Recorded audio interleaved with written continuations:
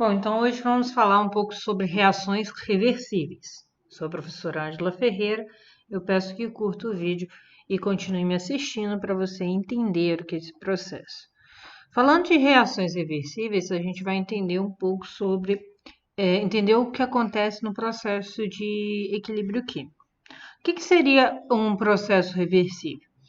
Várias reações químicas que a gente conhece, elas ocorrem quando você tem um consumo total dos reagentes envolvidos, ou pelo menos de um deles. No entanto, existem alguns processos reversíveis. Um exemplo de um processo físico reversível é o que ocorre com a água líquida em uma fonte fechada. Por exemplo, aqui a gente tem a água, né?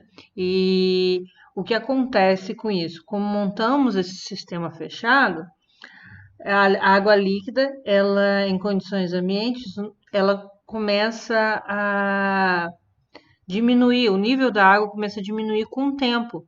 Por que isso acontece? Inicialmente a gente tem a vaporização da água, ocorre um processo de vaporização da água, que é a passagem da água líquida para a água gasosa, e com o passar do tempo a quantidade de água líquida diminui e a quantidade de água vapor aumenta. E começa a condensar o vapor e você tem aí a água gasosa se transformando em água líquida, certo? Então a gente pode considerar o seguinte: se a gente tem a velocidade V1 como a passagem do líquido para o gasoso e a velocidade 2, a passagem do gasoso para o líquido, a gente tem velocidade de evaporação sendo V1, velocidade de condensação sendo V2.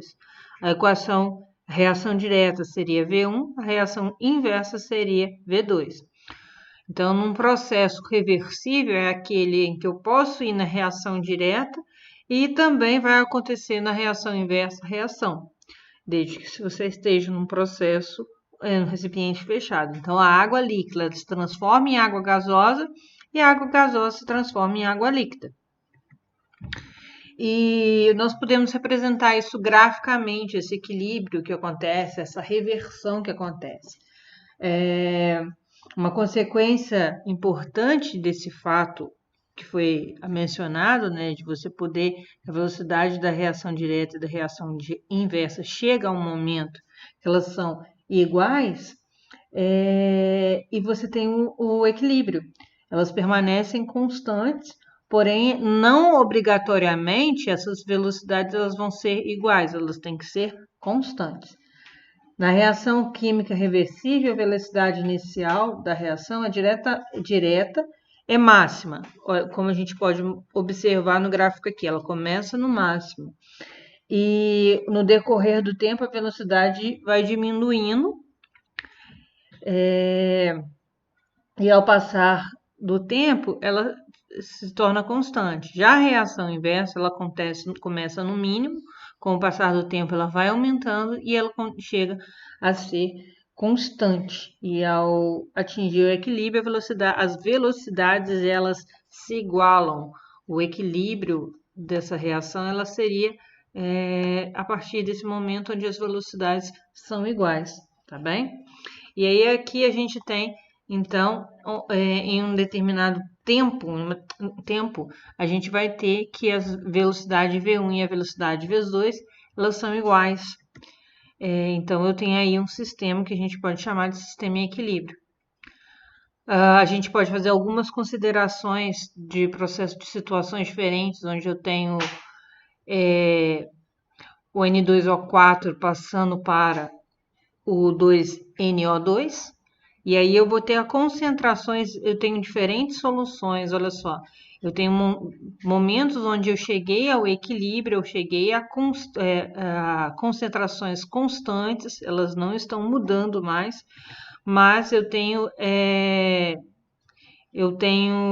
ali a concentração de um maior que a concentração do outro. Na verdade, eu cheguei a um momento onde que as concentrações elas são constantes, tá bem? Aqui é a mesma coisa, né? onde a gente vai tem esse aspecto aqui, e a gente também chega a um ponto em que as concentrações elas são constantes, seria mais ou menos aqui. Mas você tem uma concentração maior que a outra.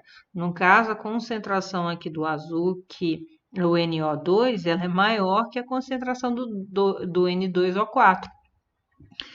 E tem as situações onde as concentrações elas se tornam iguais, né? A partir de um determinado momento. Elas têm aqui a concentração igual, né? Das duas substâncias. Então, ali você tem uma constante, você vai ter uma concentração constante a partir daquele tempo, e essas concentrações elas são iguais. Mas isso não quer dizer que esses sistemas, esse aqui e o de cá, não estão em equilíbrio. Ele chega um momento em que as concentrações são constantes, que a velocidade de um vai ser igual à velocidade de outro. Mas existe ali uma maior concentração que outra, isso não é um problema. Então, as características de um sistema em equilíbrio seria o quê? No equilíbrio, a reação direta e inversa ela continua ocorrendo, as reações continuam ocorrendo do mesmo jeito. As velocidades das reações diretas e inversas são iguais, mas as concentrações de todos os participantes não necessariamente se tornam iguais, como a gente viu anteriormente. E esse tipo de equilíbrio somente vai acontecer em recipientes fechados. Por quê? Porque em ambientes abertos a gente não pode controlar o que vai acontecer. Se perde, por exemplo, se for uma evaporação da água, quando a água passa para o seu estado gasoso, ocorre a evaporação ali. Então a gente não pode controlar isso, tá bem? Eu espero que vocês tenham entendido essa aula, tá? Curta o vídeo, me siga no Instagram, Prof. Ângela Ferreira. Se inscreva aqui no canal para receber mais vídeos como esse. Ativa o sininho e meu muito obrigado.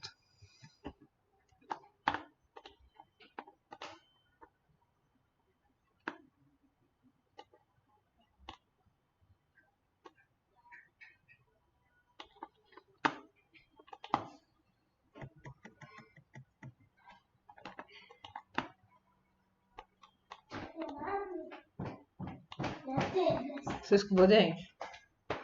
Vou escovar.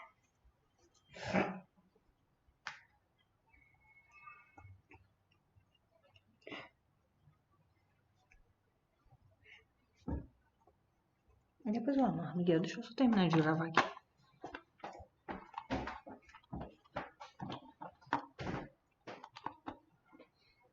Então, vamos ver um pouquinho sobre a constante de equilíbrio químico. Eu sou a professora Ângela Ferreira.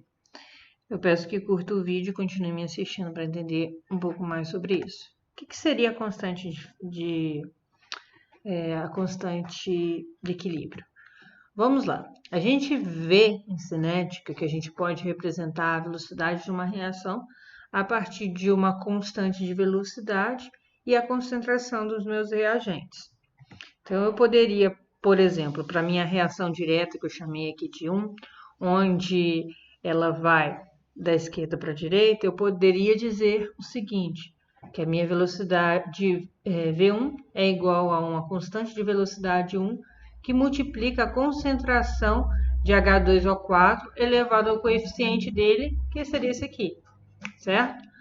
E para a minha equação direta, eu posso dizer o seguinte, que é vezes uma concentração, uma constante de velocidade 2, vezes o NO2 elevado ao coeficiente dele aqui, que no caso seria 2. Se eu fizer aqui um equilíbrio, se eu imaginar que estamos já no equilíbrio, onde V1 e V2, eu posso igualar essas duas expressões matemáticas e isolar aqui, fazer Q1 dividido por Q2, né? Isolar as constantes aqui de velocidade, e eu vou ter uma razão entre o meu produto e o meu reagente. Então, a constante de equilíbrio, ela é uma razão entre o seu produto elevado aos seus coeficientes dividido pelos seus reagentes. Então, aí numa suposição dessa reação A mais B se transformando em CD, o que a gente vai ter? A constante de equilíbrio nesse caso vai ser produto elevado aos seus coeficientes, o C e o D, dividido pelo reagente elevado aos seus respectivos coeficientes. Então, a constante de equilíbrio é igual à razão entre a concentração de um produto e reagente elevado ao seu coeficiente estequiométrico, tá bem? Então, vamos exercitar, vamos praticar, vamos ver como que isso funciona. Então, para a primeira reação ali, H2I2 formando 2HI, como ficaria a constante de equilíbrio? Ficaria HI ao quadrado dividido por H2 vezes I2. Todos os dois elevado a 1 ou não precisa colocar. Para essa daqui de baixo, 3H2 mais N2 formando 2NH3. Seria assim, ó, constante de equilíbrio é igual a NH3 ao quadrado dividido por H2 elevado ao cubo vezes N2. Para a última reação aqui, ó, do ferro com a prata, formando aqui um íon ferro e a prata sólida, o que que a gente tem? A gente vai fazer o equilíbrio, que seria meu produto, ferro 3 elevado a 1, dividido por prata mais 1 elevado a 3. Ah, por que que você não colocou o ferro sólido e o Ag sólido?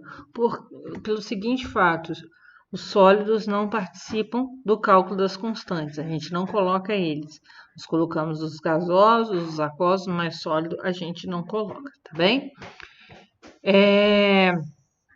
Para os gases, a gente pode expressar a constante de equilíbrios em termos de pressões parciais dos gases, que é proporcional à concentração em mol por litro. Então, para aquela reação ali, H2 gasoso mais I2 gasoso, formando 2HI gasoso, a gente pode também escrever a constante de equilíbrio em termos de concentração, como a gente viu, concentração de HI ao quadrado dividido pela concentração de H2 elevado a 1 vezes I2 elevado a 1, ou a gente pode escrever em termos de pressão parcial, onde a gente utiliza esse pezinho aqui como um símbolo, e pode ser dados valores para eles. E aí você tem HI ao quadrado dividido pela pressão parcial de H2 elevado a 1 vezes a pressão parcial de I2 elevado a 1. Essa seria em termos de constante de equilíbrio, tá bem?